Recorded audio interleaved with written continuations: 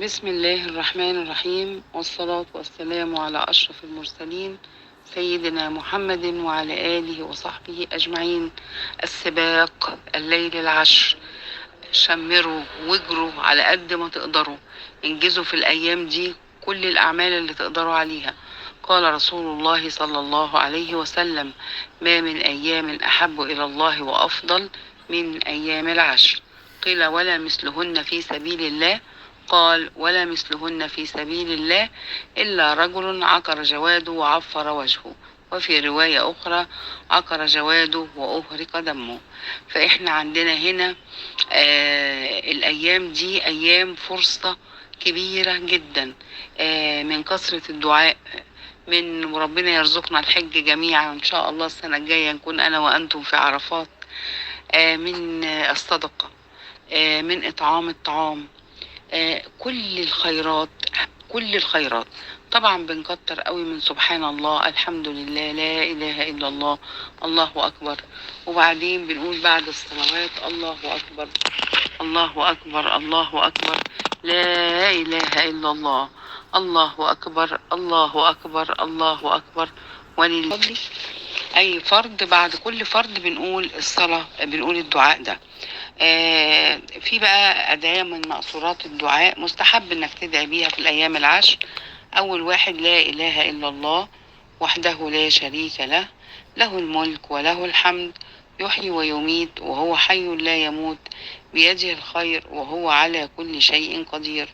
الثاني: أشهد أن لا إله إلا الله لا شريك له، أحد صمد، لم يلد ولم يولد ولم يكن له كفوا أحد.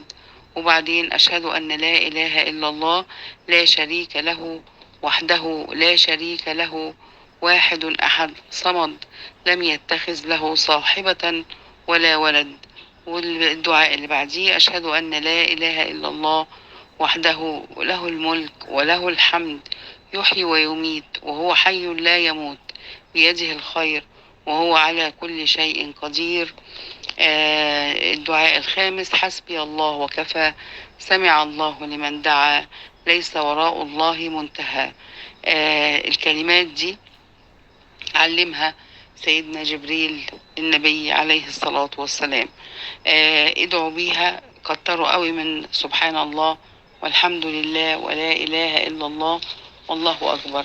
كتروا قوي من قراءة القرآن، ممكن تقسموا القرآن على 10 أيام، يعني كل يوم 3 أجزاء إن شاء الله. اللي يقدر يقراهم واللي ما يقدرش يقرا على قد ما يقدر. يعني ما تاخدش لنفسك إن أنا مش قادر فما أقراش خالص، لا، يعني على قد ما تقدروا انجزوا. الأيام العشر دي أيام فرصة، أيام الحمد لله ربنا يعني يمد أعمارنا ونقضيهم كلهم. دي أيام فرصة. ادعوا كتير قوي، ادعوا بالرضا والغفران، ادعوا بأن ربنا سبحانه وتعالى يرضى عنا، ان ربنا يخفف عنا سكرات الموت، ان ربنا يبارك لنا في أولادنا. ادعوا زي ما انتوا عايزين، بحر الدعاء واسع. بالنسبة للي هيذبح إن شاء الله لازم يشوف الدم بتاع الضحية بتاعته، لازم. مستحب، يعني الأجر أكبر بكتير. روي عن سالم ابن أبي الجعد أن النبي صلى الله عليه وسلم قال لفاطمة رضي الله تعالى عنها: قومي إلى أضحيتك، فإن الله تعالى يرفع عنك ذنوبك عند أول دفعة من دمها، يعني أول قطرة.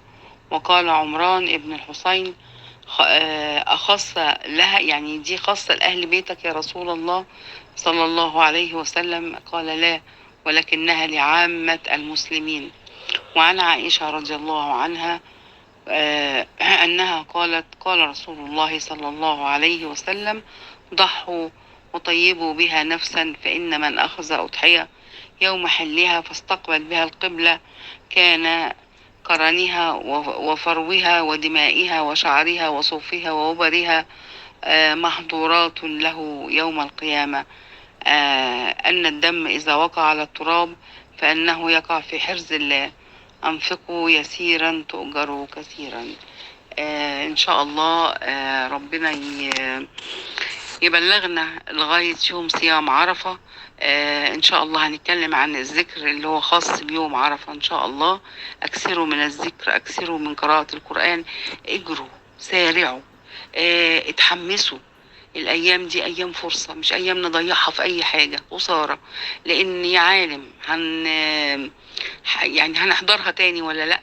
ويا عالم ربنا يمكن يكتب لنا عتق من النار، محدش عارف. فنجتهد على أقصى درجة إن شاء الله. وحمسوا بعض يعني، حمسوا بعض. انتوا كمان قولوا اعمل كذا واعمل كذا، قول لأهل بيتك، لمراتك، قول لجوزك، قول لجيرانك، قول لأصحابكم. خلوا الخير كله يعم الناس كلها إن شاء الله. كل عام وأنتم بخير، وعام سعيد علينا وعيد سعيد إن شاء الله.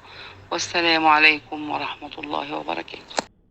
لبيك الله